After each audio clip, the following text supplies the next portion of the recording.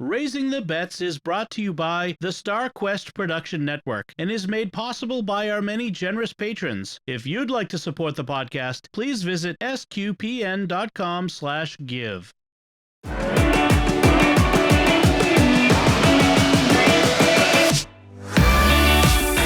You're listening to Raising the Bets. We're a Catholic couple raising 5 kids outside of Boston. Join us as we share the joys and challenges of marriage, homeschool, and our adventures near and far as we make sense of the world and experience the best parts of our culture. I'm Don Bettinelli. And I'm Melanie Bettinelli. So, Melanie, this week I put something fun on our StarQuest Instagram account at StarQuest Network. So if you're on Instagram, go check it out. Yeah. And there's a new meme out there, a new little viral video thingy. It's from a new movie starring Nicolas Cage and Pedro Pascal, where Nicolas Cage is playing a version of himself. And Pedro Pascal is this guy who, I don't know what the whole story is, but in this one scene, they take drugs and then go for a drive.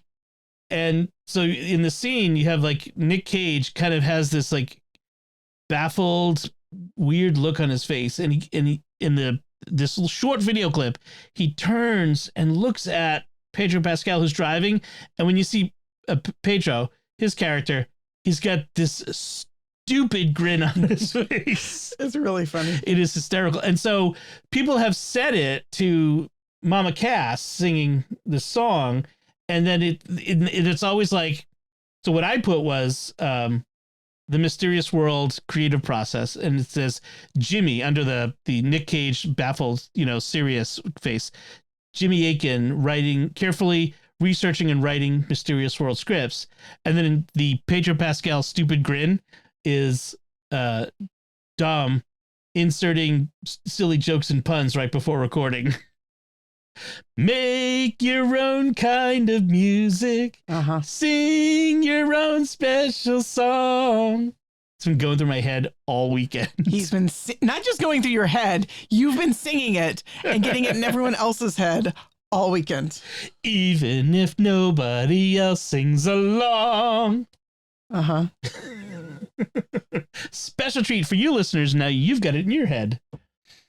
Thanks, okay, Tom. So let's talk what else we've been doing. So Saturday was kind of a free day. We didn't have scout things. I didn't have recordings to do. So it was a nice free day. And so I planned a couple fun things. I don't know how fun they were, but some things. And the first thing was Family Tech Day. I'm going to talk about this a lot more in an upcoming Secrets of Technology podcast. But the idea is I'm the tech person for the family. Yes, you are. And everybody in our family has some tech. Everybody's, most of everyone has a Kindle. Some of the kids have old iPhones that they use as sort of mini iPads. They don't have phone service on them, but it's so they can listen to audiobooks and that sort of thing. Sophie's got an iPad. Bella's got a Mac. You've got your computers. And I was realizing I need to keep them all updated. And so what I did was we had a day where everybody had to come and see me. So I sat at the kitchen table and I went through their stuff and I looked at, is everything up to date? I'm looking at my list of things that I was part of it. You didn't do mine. I did not do yours yet. I actually really do need yours. Is the emergency contact info correct? Right. Which I still need to get like their blood type and health condition stuff in there for those of them who have phones. It's not like they carry these with them out, but eventually they will all have phones, regular phones as they grow up, when they go out on their own, and this stuff will go with it. So it should be like Bella's phone should have this stuff, but also like our phone numbers. And I always put your mom as the third contact. Yep. Yeah. So I checked to make sure that the Find My is working. I decided to add this thing like a low power alert because they're constantly losing their phones when there's no battery. And so they can't find them. We can't do Find My. So now I've set it so that when the battery goes below 15%, it sends me a text. And then I can go tell them, go find your phone and plug it in. I made sure the backups were working and all the apps are up to date. And then I talked to them about the importance of passcodes and passwords and how to keep your devices secure and that sort of thing. So that was that was good. I'll talk a lot more about that on Secrets of Tech on an upcoming episode. But I did that with everybody except you. We still need to do yours. I mean, you don't need to talk on all this stuff. I think I know by now. You know most of it. There's still a few things we should go over. So I did that. And then the other thing I did was I took Anthony and Lucy and we went to Lowe's. Because you had, well, we came up with this idea together, I think, Anthony's needs something to do. He's a boy who just, when his hands are idle, it's, the idle hands of the devil's playground. He's very, he's got a very curious mind, and he has got a lot of energy, and he's kind of hyperactive. And easily bored. And very easily bored. And when he gets bored, he gets into trouble. Starts dismantling things and that sort of stuff. So we came up with this idea to buy him a bunch of pioneering supplies. Pioneering is a specific thing in Scouts. It's basically ropes and pulleys and poles, like, things to build stuff with. And I was looking to get wooden poles. They didn't have any at Lowe's. I don't know where. I need to go to a lumberyard, but we got a bunch of different sizes of rope, thin rope, thick rope, and some pulleys. And I'm trying to give him ideas, like to go build things in the backyard. I want him to build a trebuchet. I don't care. Like we'll launch an assault on the neighbors. Yeah. Or something, but give him something to do, build things, really make it, and give him some activities, keep him busy. And then a creative outlet. Because he is a very creative person, but he doesn't necessarily always know what to do with his creativity. I think he could be like an engineer someday. I really do. I mean, I think he's got that sort of mind where he wants to understand how things work. He reminds me very much of my Uncle Jim, who was a construction engineer. Right. He loves to take things apart and figure out how they work, which drives me crazy sometimes. Built canals and oil pipelines and all sorts of cool stuff. Your Uncle Jim. Uncle Jim. Yeah. Then but the other thing we got too is this was at the suggestion of our friend Zena, was you bought him a new fidget. Yeah, when Zena came to your mom's wake, she had a really cool fidget cube, and especially when Anthony has to sit still, like when we're doing schoolwork, when he's reading, when we're awake, and he has a hard time sitting still and paying attention if he doesn't have something for his hands to do. And so he really liked this fidget cube, so I bought him one. Yeah, it's good. Like each side has a little, like a clicky thing, a spinny thing. It's all these different things that it does. It's like a busy box, really. Yeah. Yeah, it's kind of fun. It's a busy box that fits in your pocket for you to fidget with. Yeah, I like that. So hopefully those will give him help him with some of that nervous energy and that that extra energy.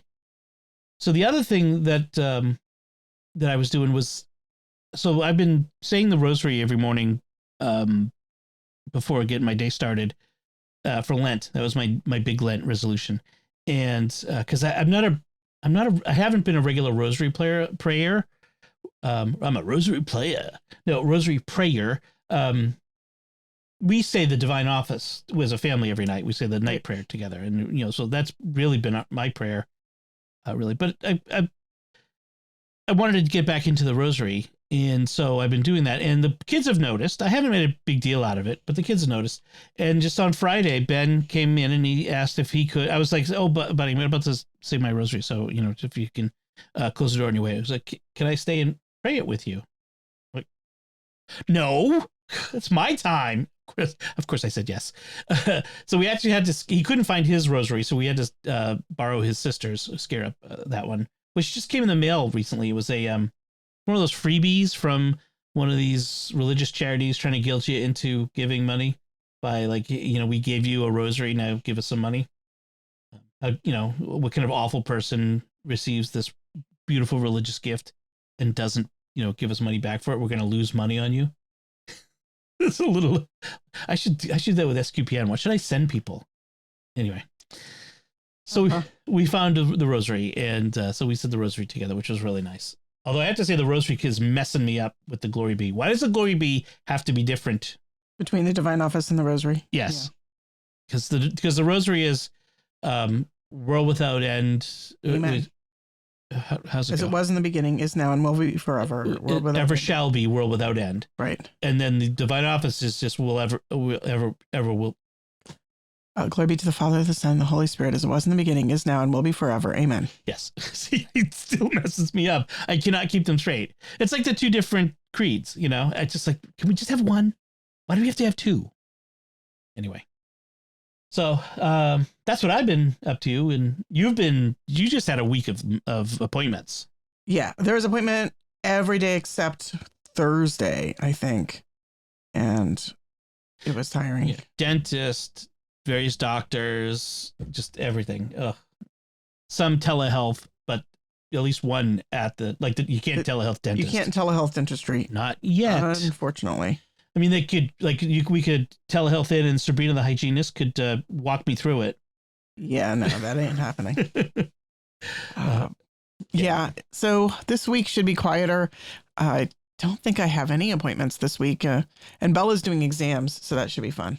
Yeah, exams in March. So, well, so she's on a trimester system. Oh, okay. So there's three exam periods. 3 exam periods. Gotcha. They're not I want to say 3 quarters, but that doesn't make any sense. It doesn't. There's 3 periods. 3 semesters. Semester doesn't work either because semester comes from semi, which means like half. Anyway, I thought it was hemester. Sorry. Yes. There's 3 periods, and we just finished one this last week, and so now she's doing exams this coming week. She's been taking Japanese history is one of her online classes. Yeah, her online what do you call it? Homeschool Connections. Elective this semester is history of Japan. With Mr. Campbell on Homeschool Connections, and she's loving it.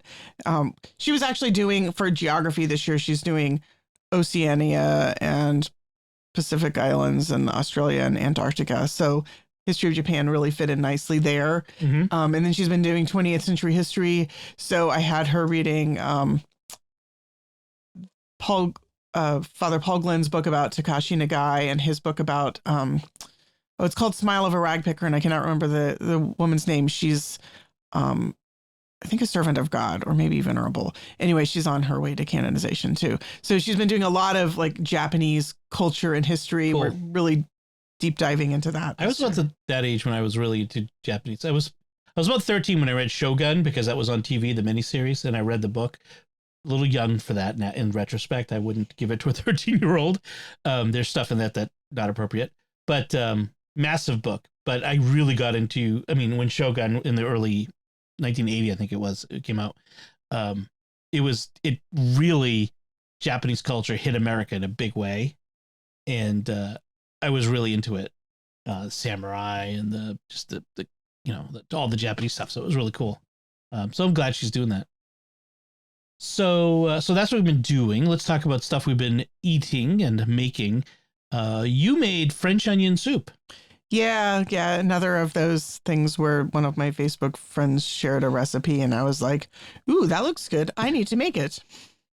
So, how'd it go? It was fun to make, but I ran into a couple of hiccups. One, I was following Alton Brown's recipe more or less with some, modifications and inputs from other recipes like you usually do. Yeah. But he uses the electric skillet to caramelize your onions. Mm-hmm. And I like that idea, but our electric skillet, which we bought for this express purpose about a decade ago or more, has been sitting on the shelf unused since the last time. We've used it like 3 times ever in the last decade. Yeah. And it was very dusty. And when I got it plugged in and I started cooking the onions in it, it had a distinct burn dust smell. Yeah. And I was a little afraid that it was going to taint the soup. And I'm not 100% sure it didn't kind of throw the flavor of the soup off a little bit. So that was one hiccup. Yeah. And then the other was the soup was just too sweet. So I was thinking about that. Alton Brown's recipe, he's the one who has the cider that he has you add cider. So let me pull it up here. French onion soup, Alton Brown recipe. Because it has cider and wine. And I think that the combination of both wine and cider, plus some of this was my fault because I was doubling the recipe, but I wasn't able to double the onions because only so many onions fit into the skillet, but I wanted to have more soup, so I doubled the liquids, but the onions were only like maybe 1 1/3 times as much. So that might also have thrown it off a little bit. I think it did. Yeah. I mean, I was going to say, it's because he has, doesn't have the sweet onions. He uses the yellow onions, but no, he puts the sweet onions. He does. Oh, so there was two different recipes that you were going from. One is simplyrecipes.com. And then there's a Cook's Illustrated, and then there was the Alton Brown. Yeah. I was bouncing all over the place. I mean, that can work, but sometimes it gets you into trouble. It does. Sometimes. I might have left out the cider because it really was too sweet. I'm not sure we needed the cider at all on that one. No. I mean, I kind of wanted, I was intrigued by the idea of the apple notes in it, but maybe I should have done it with just like a 1/4 cup of cider or something, just a little bit of. Right. Instead of 10 ounces. Yeah. But it was good. I mean, I had leftovers today. I enjoyed it. But you're right. It wasn't as strong oniony as because it was like not enough onion and more liquid. Right. I mean, that's the trick with scaling it up. I mean, I could have just caramelized the onions in the enamel Dutch oven, I suppose. That might have worked. Yeah. Well, that's usually how you would do it. Yeah. He has you use the electric skillet because it's a steady heat.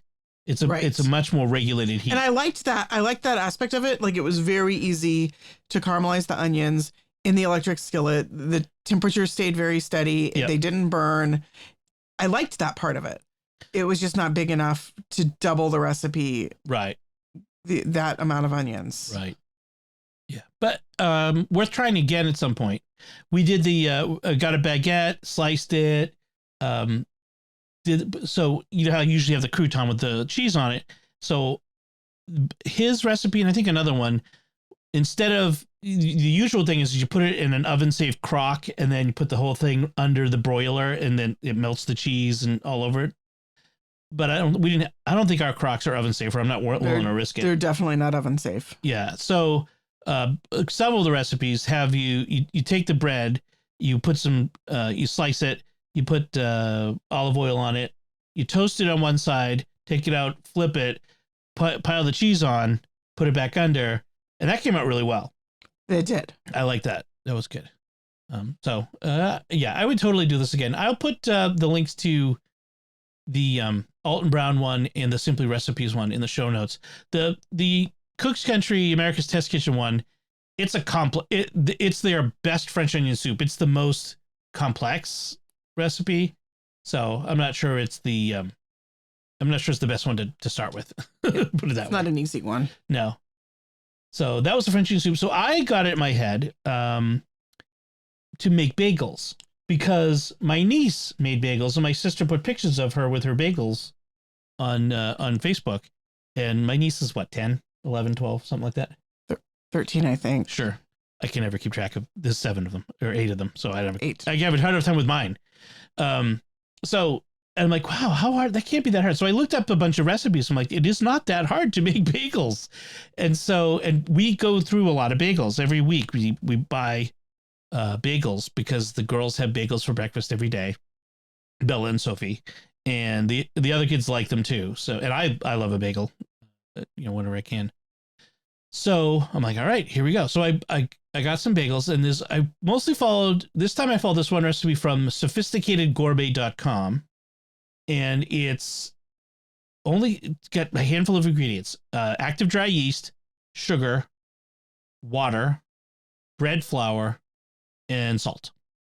That's very simple. Very simple. So you basically, you mix the yeast and water, you let that develop.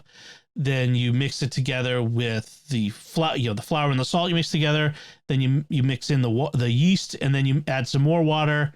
And I use the stand mixer, and you just knead it in the stand mixer, and then put it in a bowl, let it rest in a warm place for an hour till it doubles, and then punch it down. Divide it into 8 pieces. I doubled the recipe, so you divide it into 16, and then you shape each piece into a round, like a little dough ball, and you let that sit for oh no, once it's formed, then you push a hole through it to make the bagel shape, and then you let them sit for 10 minutes. Then you have a pot of water that's boiling, and you put them in the water for a minute on each side. This is a very distinctive part of making a bagel, because this is what makes the distinctive bagel chewy exterior. Like the interior is soft while the exterior is chewy. Right. It glutenizes the starches, I think is how they put it. But it alters the starches on the exterior to make this distinctive texture, the bagel texture. So then you do that, and then into an oven for 20-25 minutes. At this point, this is when you add any toppings. So half of them I did sesame seed, because that's what the girls like, is sesame bagels. And then in the oven for 20 to 25 minutes. I had to go a little longer. I had 2 trays, and so there wasn't quite browning as much as I wanted. Also, our oven generally, when you're doing baked goods, often needs another 5 or 10 minutes extra. Yeah.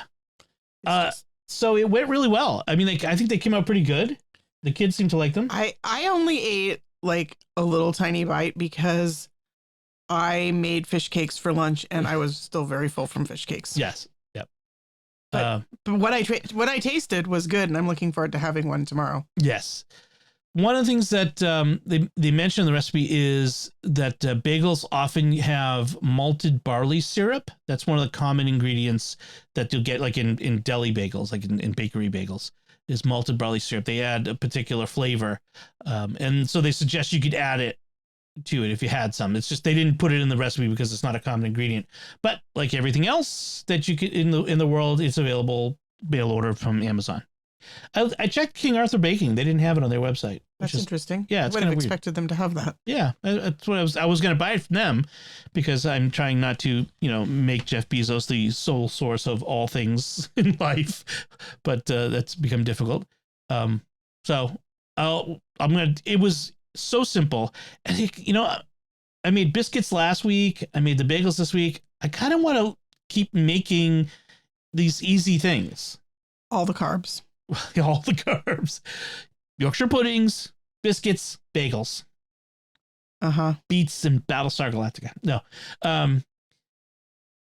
But I like biscuits are so easy to make. Biscuits are easy and yummy. And I just bought some self-rising flour to replenish our supply to make it even easier. So, bagels. Try it out. Really, it's so easy. It's amazing. We spend every week, like a sleeve of 4 bagels is $5. That's because we buy the really nice. We buy the good ones. The Pan d'Avignon bagels are the best, but they're like $5. Now they're bigger than the bagels I made. I would have to make our bagels bigger. Like the girls eat a half bagel for breakfast, not a whole bagel, because they're huge. Right. But if I get good at it, I could get to a point where I don't have to. I was doing some of the math on how much it costs to make the bagels, and it is cheaper. It's not like tons cheaper. I mean, you have to buy the flour and the yeast and that sort of thing. And the flour was it's like 7 something for a 5-pound bag. Yeah, but how many? I use about half a bag, so you can get. My guess is you can get 32 bagels out of that. Yeah, that's pretty good. Almost 3 dozen bagels. So cool. All right, so that's what we've been cooking. So let's talk about things we've been watching. We're still working on the same books. I don't think either of us have finished any books. I'm Wild Orchid and History of the Island and books you've talked about in recent weeks. Yeah, I don't even remember what I'm reading. And I'm still working on 6 Frigates, which is a history of the founding of the U.S. Navy, which is so far really good. I'm really enjoying it. So what did I finish? I finished this first season of the new Disney Plus series Willow. This is the sequel series to the 1980s movie starring Warwick Davis and Val Kilmer. I'd mentioned before, after I'd watched the first 1 or 2 episodes, that it was like I was kind of like, it's kind of cheesy. It's the sort of fantasy story where everybody sort of talks like in a modern idiom, and they have modern pop music playing, you know, in at the end and at different points in it. There are a couple of woke elements. You know, they have to have the obligatory relationship between two people of the same, you know, all that sort of thing. But I did come to a realization, like, why do I find the American accents and the modern idiom so weird? It's because there's a fantasy movie trope, which is in fantasy movies, everyone speaks with a proper British accent, an old-fashioned British accent without contractions. But partly that's because during the Middle Ages, there weren't people speaking English in America. Right. I mean, one reason why we think of Britain when we think of medieval is because it's in English. Yeah, like we're thinking Robin Hood, and we're thinking Robin Hood movies, and we're thinking of you know, the Errol Flynn and all of the old, you know, the movies that were originally made. Did Errol Flynn do a British accent? I'm pretty sure he did. I don't think he did. It was a proper accent. You know, it was sort of American.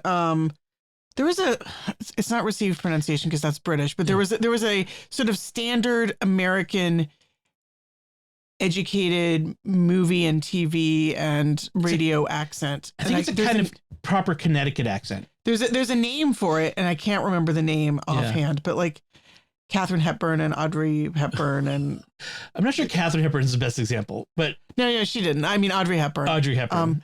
But there's a certain American. It doesn't sound like a regional American accent. It's sort of a cleaned up Pan-American accent. Yeah. Yeah. No, anyone who's watched old movies knows what you're talking about. Yeah, that's true. So, but they use, you know, just American idiom. Like Game of Thrones, they had all of the, you know, the British accents and all that sort of stuff, all the various accents of various kinds. This is, so it's not even just the accent, but it's also the way they talked. It was very idiomatic. But I suppose that's fine. It's, of course, it really focused on the young people. This is a show aimed at Gen Z, not Gen X, although Willow was our movie. Belongs to us. That seems interesting. It saddens me that Val Kilmer couldn't make this, you know, wasn't available to be Mad Mardigan in it again, because he was such a huge part of what made the original Willow fun. Right. So his presence is there in the background throughout, and they have a lot of the original actors who show up. And it's fun. And there's this other the character called Borman who's there, who I really kind of liked him. He was fun. So it was okay. It was pretty good. It got better by the end. I have to say the last couple episodes were enjoyable. I did like that. And I really, really liked the actress who was Enfys Nest in Han Solo and was in Winter Soldier. Oh yeah, what's her name? She was Carly in Winter Soldier. Yeah, she's just so, I don't know. There's something about her that she's very magnetic on. Right. Like she's got a really great presence, and she's a very good actress. But right. But there's something about her that's very. Well, I like her look too. Like she has, she's like freckled red hair, but she's also, right. She's clearly mixed race. Yes. And has very interesting features. I'm actually looking up right now so I can make sure I have her name. I mean, there's a lot of young, beautiful people in it. I mean, that's just the way stuff is. So her name is Erin Kellyman. Yeah, she's good. There's like a bunch of Star Wars people in this because Warwick Davis was Wicket in the Ewok in Return of the Jedi. Erin Kellyman was Enfys Nest in Han Solo. Juna Suotomo was in this. Who? Chewbacca, the new Chewbacca. He played this scary makeup covered character, so you didn't recognize him at all, you know. But so it's kind of fun. So I watched Willow, and then I watched a movie last night, the 2012 Alien prequel called Prometheus. I don't think I've heard of that. Yeah, co-written by Damon Lindelof, actually. Interesting. And of the Lost fame. And it was a Ridley Scott movie. And so it's a prequel. There's two of these movies, this and then the following one called Alien Covenant, which came out in 2017. And they tell the story of like where did these aliens come from? You know, that whole thing. So the story is, it starts with these two archaeologists, anthropologists, it's unclear, on the Isle of Skye in Scotland, who make this discovery. And what they've done is they've gone around the world and they've discovered all of these ancient civilizations all had these common images of this giant, this larger than human people, pointing at this star formation in the sky. And this star formation only appears from Earth, this one place in the sky. And these images were recorded as old as 35,000 years up to like 2,000 something years ago. And it's this only one place in the sky, and it's so far away that no one on Earth could see it with the naked eye. So it was impossible for the ancient peoples to have seen it with their own eyes. And so what they've deduced somehow is that these aliens were like the ancient gods who came to Earth, or who were perceived as gods, but these aliens had come to Earth, interacted with people, and left this invitation when we could someday to go find them. And so this takes place like at the end of this century, right? 100 years from now. So there's this expedition financed by the Weyland Corporation, which is the same company that's in the Alien movies, to take them there and to find these people. And then, so a little bit of spoilers. It's a 10-year-old movie, so, you know, spoilers. They get there.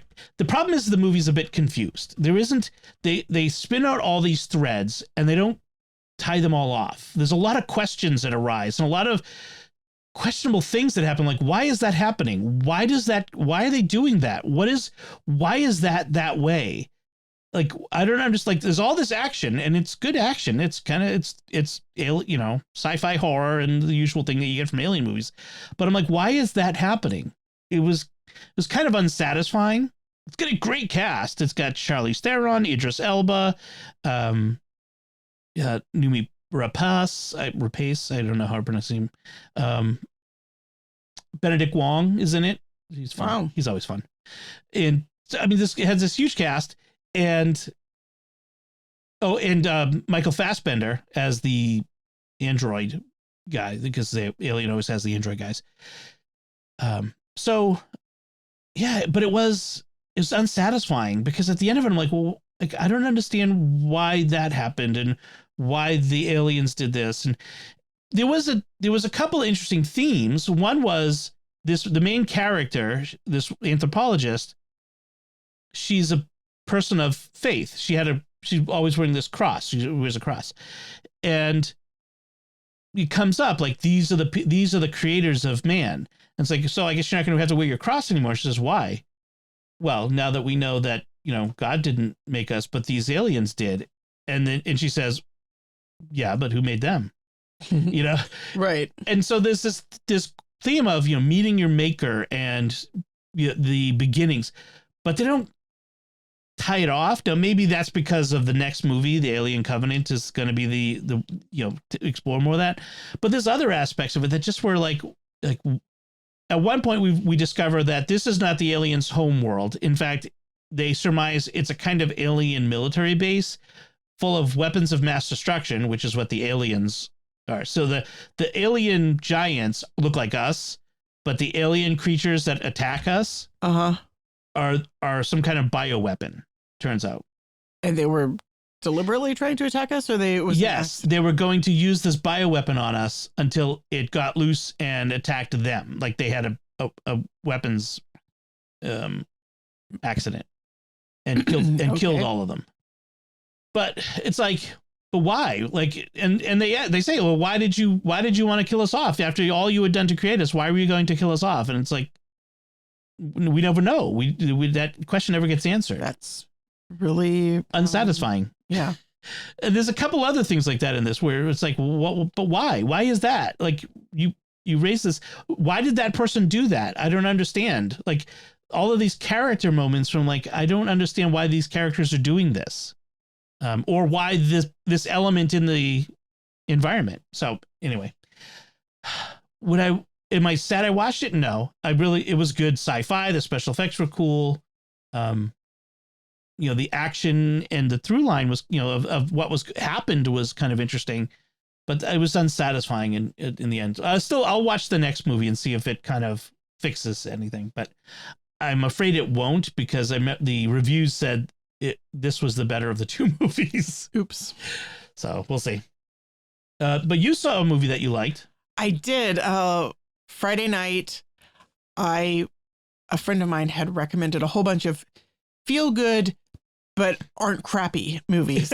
because often feel good quality movies. Yes. Well, but like she kind of had a point like that she was trying to make, which is that a lot of times the movies which are wholesome and don't have objectionable elements are also just not very well made, and the stories kind of stink and that sort of thing. And so she had a list of movies that were both feel good and wholesome, but also just well made and good stories. So the first of the ones I wanted to see was called The Map of Tiny Perfect Things. This is an Amazon original movie. It's an Amazon original movie, and it's very much a sort of family movie that's sort of aimed at teens. The two protagonists are teens. And it's a movie sort of like Groundhog Day.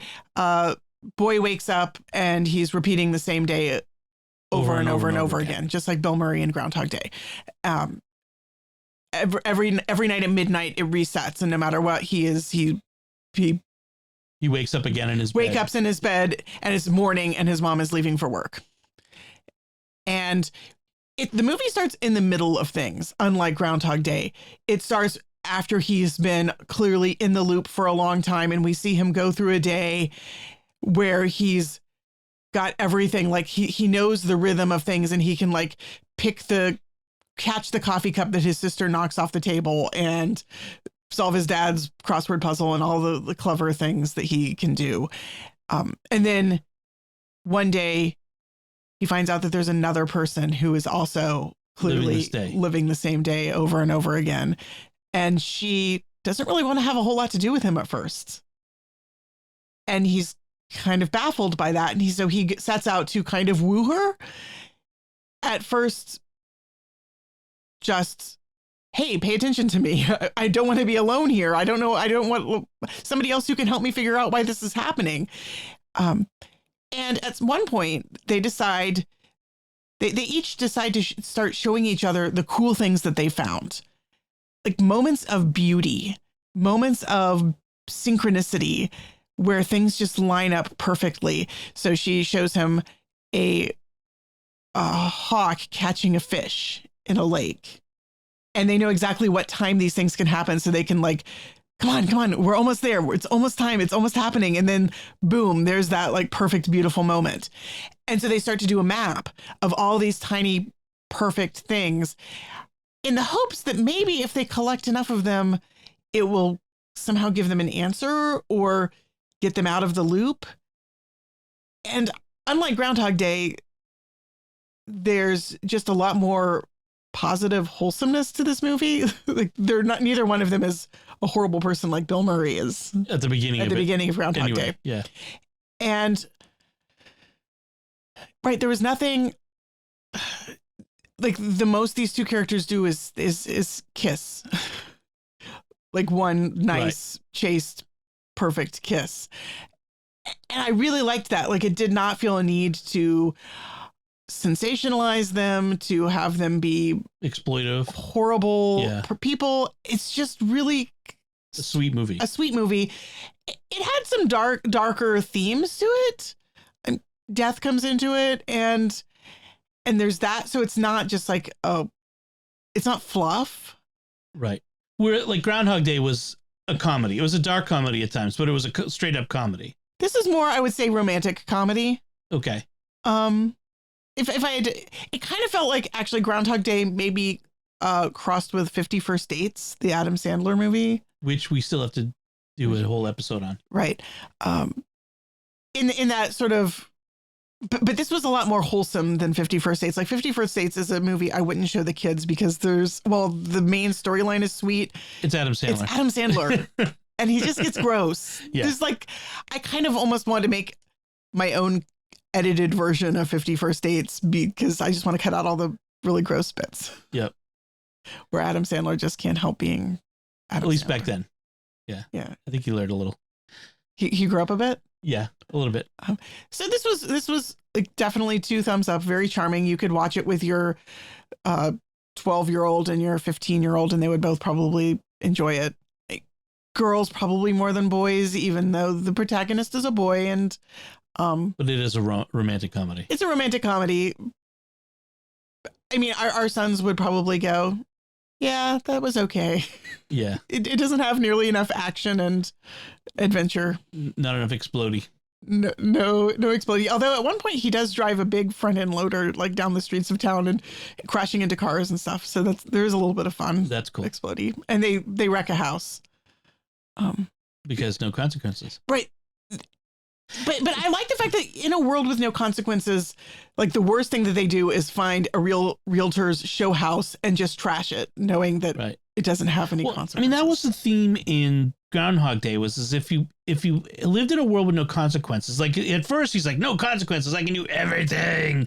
And it's ultimately unsatisfying and empty. And so he, in a similar way, he decides to do good, even though that also doesn't have long-term consequences. He helps people and finds beauty, even though it's ephemeral. It'll reset tomorrow. As far as he knows, it'll never stop resetting. Right. And this movie kind of touches on some of that. Like both of the characters have seen Groundhog Day. So there's sort of an element in which they're kind of mimicking Groundhog Day, both in terms of the we can eat all the ice cream we want, no consequences sort of element of things, and also the maybe we should be doing good for others. Right.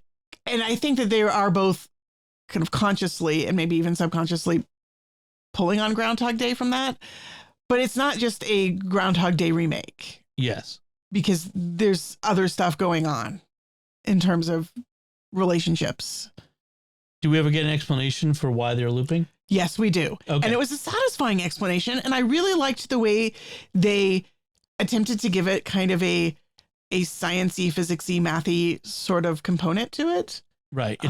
I could picture a movie like this just ending without telling you why. No, in fact, I thought that the resolution to this movie was how they got out of the time loop was incredibly emotionally satisfying. It tied into the main theme of the movie in the same way that Groundhog did.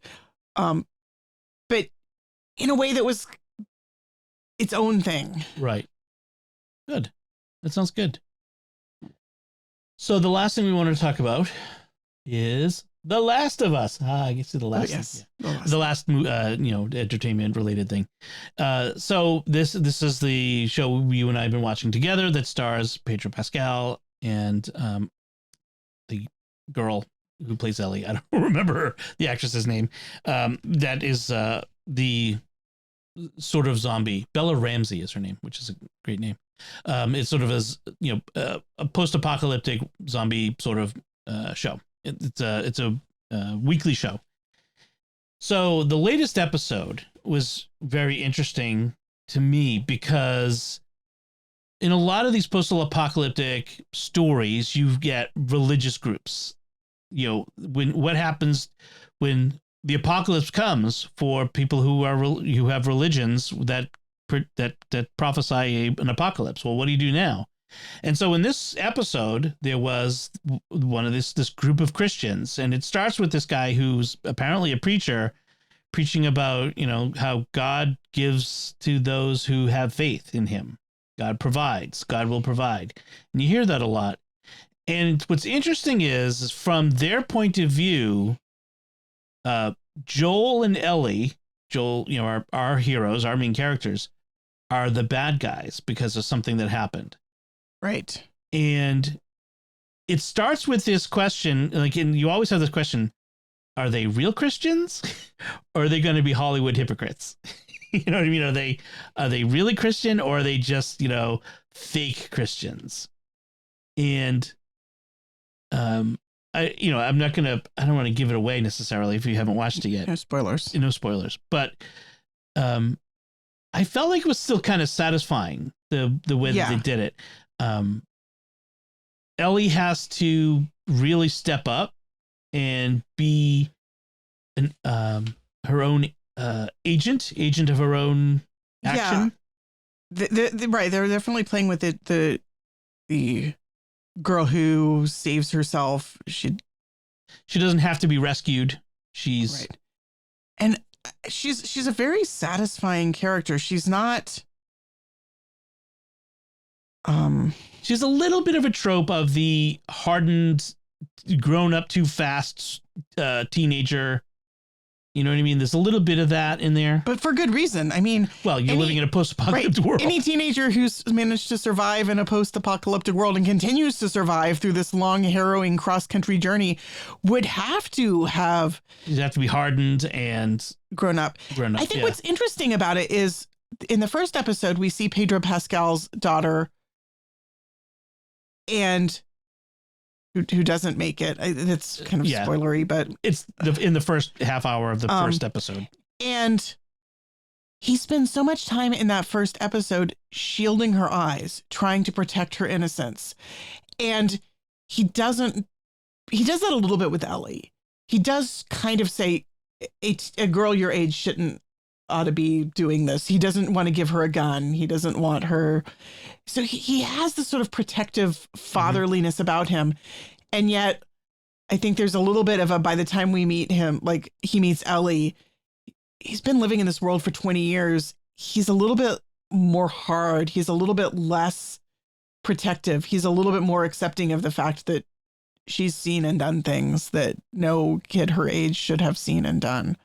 Right. And I like how they're exploring that aspect of both characters.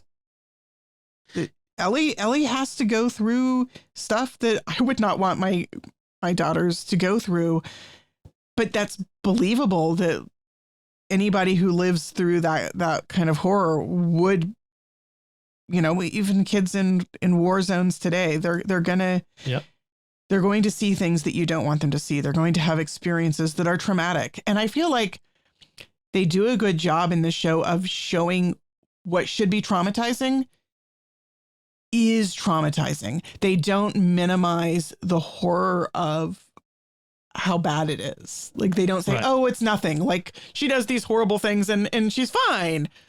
She's not fine. Right. And that I think is the bedrock level of realism of the show that I appreciate is everything is not okay. Having to bring, as a teenager, having to bring violence, justified or not, self-defense or not, it's going to hurt you. It's going to change you. It's going to affect you. And it's interesting to see how the characters grow. They have grown.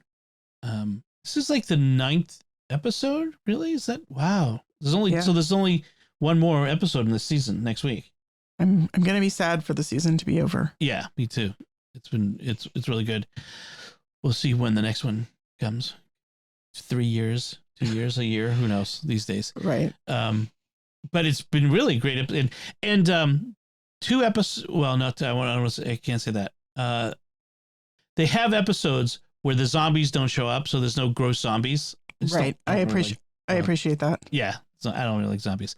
So it's not all about zombie body horror. It's about people what happens when you bring people to the edge of apocalypse and civilization, and how are people like, what do people do, how do they react? And I'm not sure that the producers, they may or may not be have the same mindset of, well, the best of people will rise up. I'm not sure they're saying that. If there's one, I'm not even sure it's a critique, but this show's worldview is definitely, at least as far as we've seen, pessimistic. Yes. I am not as pessimistic a person as the people writing this show, but at the same time, I think it's a valid point of view in that it is a human point of view and it is a human experience. This level of darkness. Yeah. It's not how I would write the show, but I don't think that they should be writing it. I'm not just saying that they should be writing it differently. It's an observation more than a criticism. Sure. And and I reserve judgment till they see how it's complete. Well, yes. Yeah. So, yeah, Last of Us. I also wanted to mention just really quick that this week's episode of The Bad Batch was amazing. For a animated show that's purportedly aimed at kids, there are depths to that show. This one was one of the really deep character-driven episodes, and it was so good. Wow. I mean, well written. Very well written. It took you on a journey. It took one of the characters on a journey that was really so good. And kudos to D. Bradley Baker, who does all of the voices of all the clones. And when there's multiple clones in an episode, he's doing them all. It's amazing. Yeah, it's pretty amazing that he does that. And then I also wanted to just give a shout out to this week's episode of The Mandalorian, which again, but again, really good storytelling. Yeah. That episode went fast. Again, it went to lots of places. They didn't slow down for anything. Lots of action, and yet some really profound character moments for Din Djarin, for Grogu, and for Bo-Katan. Yeah. And getting to some of the deep myth building. Deep myth building. There's a pun there. And a payoff on something that was teased in the first season. Yeah. Which I'm really loving the way they've built up the layers, and you can see where there were things in the very first season that were deliberately planted. Foreshadowing. Yeah, foreshadowing where the plot's going. This is not just that season worked really well, so let's write another season, and what crazy thing can we do now? Like, it's clear that there's a vision and a plan. An overall arc and a plan where this show is going somewhere. It's very purposeful, and I love that kind of storytelling. There's a rumor that this week's episode is going to be an hour long. I can believe it. It's going somewhere. Yeah, I love it. No, there's no fluff in this show. There really isn't. No. Yeah, which is interesting. And it's still astounding to me how they can make that little Goku puppet into a person whose destiny you just really care about. Oh yeah. He's not just cute. He's a compelling character. He's a very compelling child character in a way, kind of like Ellie in The Last of Us. He's a child who's been set adrift in a hostile and harsh, and traumatized by violence universe. Right. A galaxy which is not kind to him and which has not treated him well. And I have a theory about Grogu and I think this is not just a theory. I think there's evidence. There's good evidence. He's not wordless because he's a baby. He is wordless because he is deeply traumatized. And this is more selective mutism than a baby who can't talk. Right. Like, I think that the reason he can't talk is because of his trauma, not because he's an infant. Interesting. Yeah. I can see that. That's my personal take on Grogu. All right. So that's a lot of stuff that we've been watching. And so let's move on to talk about this week's homily in Mass. If you remember, the readings for this week included the gospel for the third Sunday of Lent was the gospel for the woman at the well. And our homilist, Father Matt, our pastor, was there, which was excellent because I always enjoy Father Matt's homilies. I really feel like Father Matt should be a bishop because he's really got, as a teacher, like the bishop's office to teach. I think has a rare ability to cut through the baloney, I almost said something else, and get right to the heart of the gospel. And in his homilies, they're always very good. And so this week, talking about the woman at the well, and he mentioned first water. You find water throughout Scripture. It's of course, you find water at the beginning of the creation in Genesis. The waters were separated. The Red Sea, Moses parting the Red Sea, the Israelites passing through, the storm on the Sea of Galilee, Noah and the ark. Water is important. And water is both a precious resource, but it can also kill. I mean, that's it's dangerous, but also absolutely necessary. And this is not unusual for a desert society. Like people who live in the desert, they know this. Water is important. And then he also mentions that the gospel story also contains very important elements of light and dark. So you have light and dark, the dark side of the force, the light side. No. And he talks about the gospel. It says that Jesus encounters the woman at the well at noontime, which is simultaneously both the brightest time of the day when the most light is shed, right? So it's symbolic of light being shed, but it's also the hottest time of the day. It's the least comfortable time of the day. It's the most dangerous time of the day, in a desert. And so why would this woman be there in the middle of the day? And it's just kind of a clue to her situation, which is that she's an outcast in her society, that none of the other women want to be with her. The other women all go to the well in the cool of the morning, and they catch up and they have community. She's an outcast. She's alone. She goes at noon, and Jesus sees her there.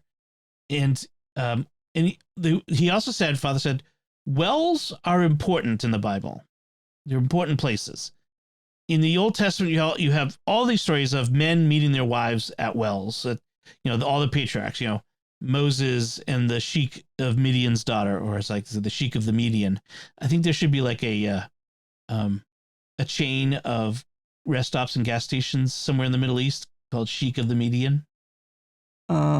Anyway, so Moses met his wife there. You mentioned Rebecca, and so wells are important places, and they meet their wives. And so Jesus meets this woman at the well, and he was saying that some of the church fathers, I think maybe even Augustine, said that this is a foreshadowing. Jesus meeting the Samaritan woman is Jesus, the bridegroom, meeting his bride, the church, and she represents the church, and Jesus meeting her there, which is really interesting.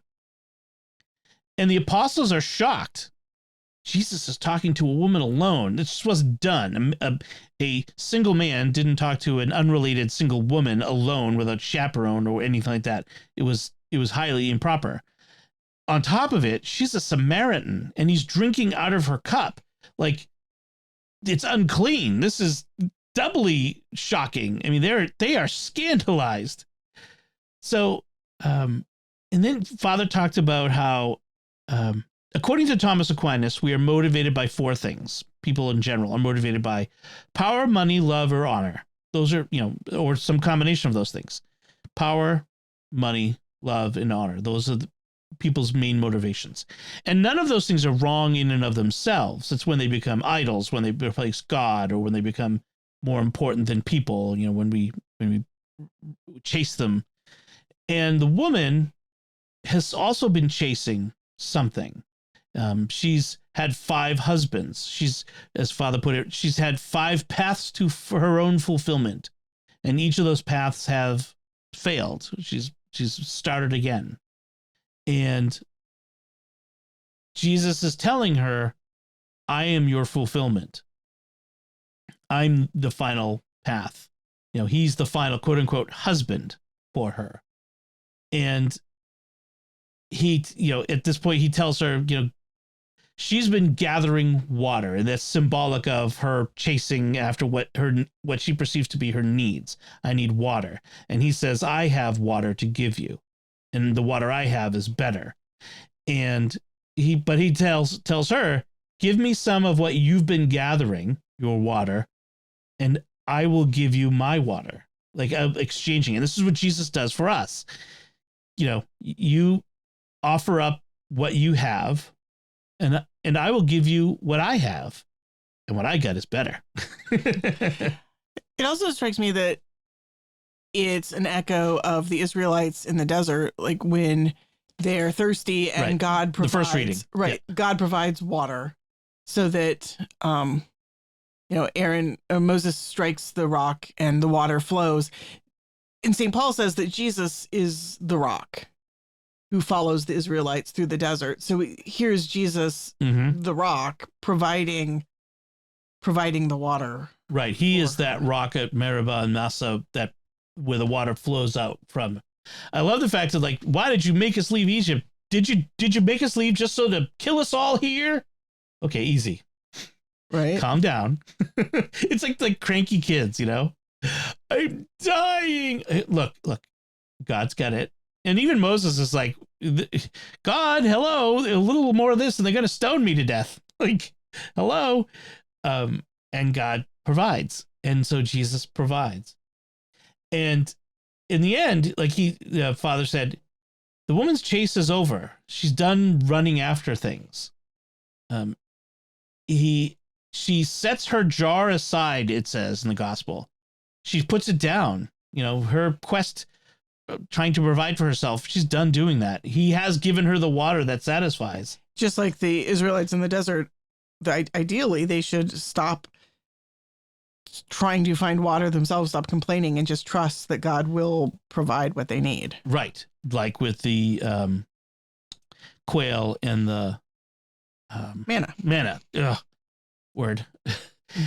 So she sets her jar aside, and what does she do? She goes back to give to everyone else what she's received. She's now going back to evangelize. She's bringing Jesus to them, figuratively and literally.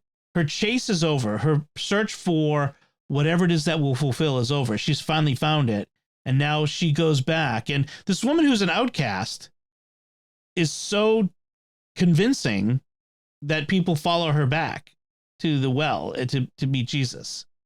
And they listen to Jesus. That shows you how convincing that this must have been, her conversion, her change. I met a man who told me everything I've done. I love that line. I met a man who told me everything I've done, which he did. You know, I mean, you look at it, you go, well, did he?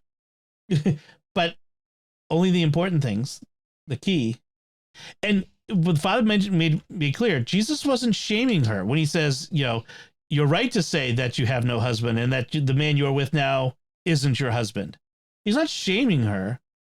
He's telling her, like, I know, you've been looking. Your search is over. You know, I understand you. I know who you are. So you can listen to me. You can trust me. He really is not like the others. Right. When he says that, he's telling the truth. So, you said you heard something about her from an Orthodox point of view? Oh, yeah. So in the Orthodox and in Byzantine Catholic Church, the woman at the well has a name, and she's a saint. She's Saint Fotini. That's Photini. Not Fotina? No, Fotini. She's patron saint of Jawas. Fotini. Which I think means, oh shoot, I can't remember the name of the meaning of the Greek.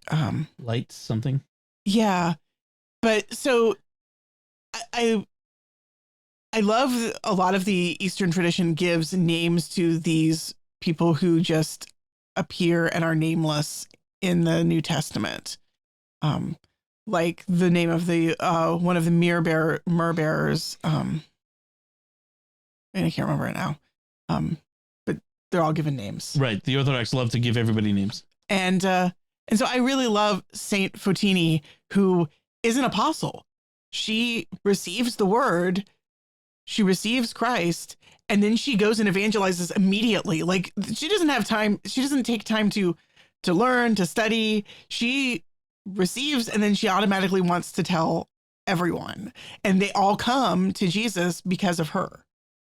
What an amazing gift. That's her. What the outcast suddenly becomes the evangelist. That's what Father Matt said too, is like, she's not using convincing arguments to change people's hearts and minds. It's her witness of her joy, her faith, the change in who she is that brings people. Yep. So it makes sense that she's a saint. Yep. Can't get more saintly than bringing people to Jesus. So I think that should do it for us this time. As we wrap up, we'd like to take a moment to thank our patrons who make it possible for us to create Raising the Bets, including Brian B., J. Michael T., I don't think it's John Michael Tabbitt. J. Michael T., Sam M., Oliver T., and William N. Their generous donations at sqpn.com/give make it possible for us to continue raising the bets and all the shows at StarQuest. And you can join them by visiting sqpn.com/give. And that's it for this time. Find links from our discussion in our show notes at sqpn.com/bets. That's BETTS. Send your feedback at the StarQuest Facebook page, facebook.com/StarQuestMedia. Send us an email at bets@sqpn.com or visit the StarQuest Discord community at sqpn.com/Discord. Write a review at Apple Podcasts and share the podcast with your friends to help us grow our community and reach more listeners. Until next time, I'm Dom Bettinelli. And I'm Melanie Bettinelli. Thank you for listening to Raising the Bets on StarQuest. Here's another show on the StarQuest Network you're sure to enjoy, The Secrets of Star Wars. Find it wherever fine podcasts are found or at sqpn.com/Star Wars.